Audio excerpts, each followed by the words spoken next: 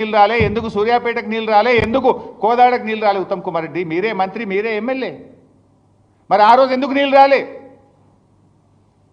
ఇప్పుడు ఎందుకు వచ్చినాయి అంటే మేము ఆ పనులు పూర్తి చేసినాం కనుక. వర్షాలు రాకపోయినా మేడిగడ్డ ద్వారా నీళ్లు తెచ్చి మిడ్మానేర్ ద్వారా ఎల్ఎండి ద్వారా స్టేజ్ 2కు నీళ్ళు ఇచ్చినాయి కనుక వచ్చినాయి. మీ రైతులను అడుగు చెప్తారు. సరే, ఆ ఇంజనీర్స్ కమిటీ కూడా ఉంది, ఆ రిపోర్ట్ కూడా ఉంది, దాని మీద చర్చ పెట్టు, దాని మీద కూడా చెప్తా. 5 men retired engineers committee Medigadda దగ్గర నాట్ ఫీజబుల్ అని చెప్పలే.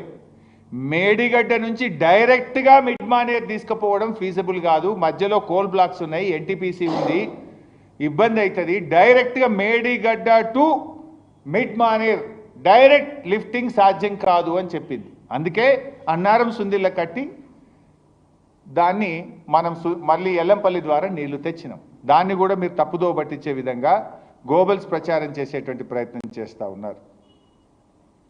ఇక ఆయన దాని మీద కూడా నేను మళ్ళీ డీటెయిల్గా చెప్తా. కానీ వానకాలం 153 లక్షల మెట్రిక్ టన్నులు పండింది, యాసంగిలో 127 లక్షల మెట్రిక్ టన్నులు పండింది అంటాడు. ఇదంతా బోగస్ లెక్కలు చెప్తుండ్రు.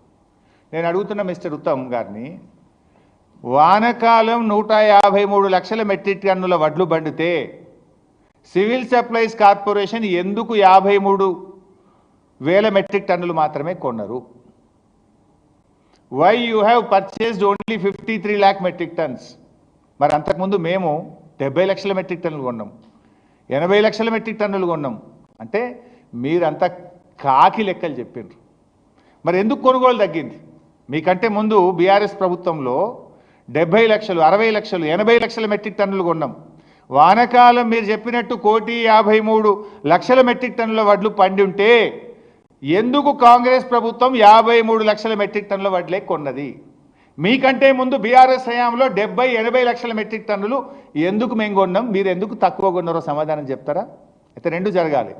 ఒకటి పంట పండకనన్నా పోవాలి, లేదంటే కాంగ్రెస్ ప్రభుత్వం రైతుల దగ్గర కొనకనన్నా పోవాలి. అంటే మీరు రైతులకు మోసమన్నా చేసి ఉండాలి, పంట పండకపోనన్నా ఉండాలి. అంటే నువ్వు చెప్పేటి అని కాకి లెక్కలు.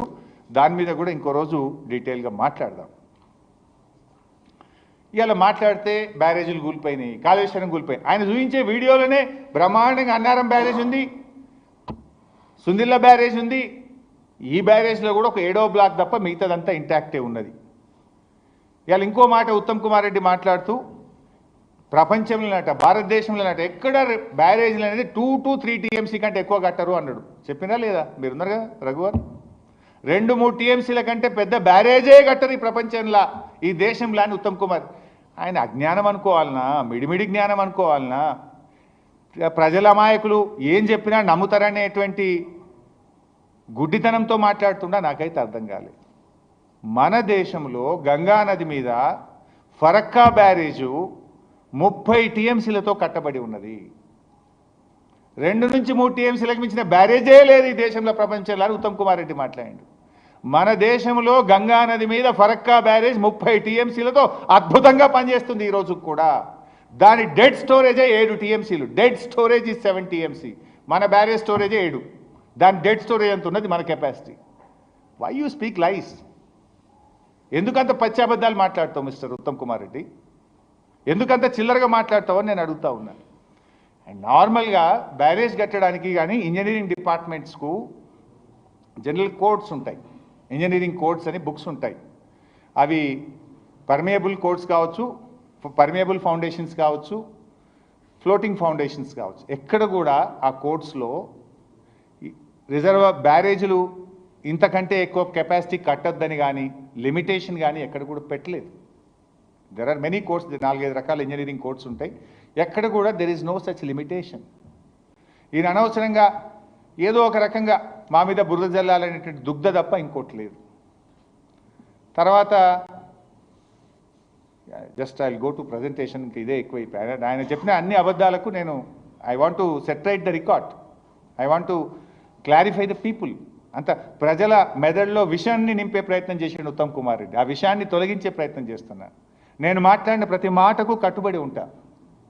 చెప్పిన కదా ఫరక్కా బ్యారేజ్ 30 TMCలతో ఉందన్న. Come on, I'm challenging Uttam Kumar. నువ్వు రాజీనామా చేస్తావా? నేను చేస్తాను. Are you ready? You speak lies, I will not speak always. నేను అసెంబ్లీలో కూడా మాట్లాడిన ఇదే విషయాన్ని. ఇవాళ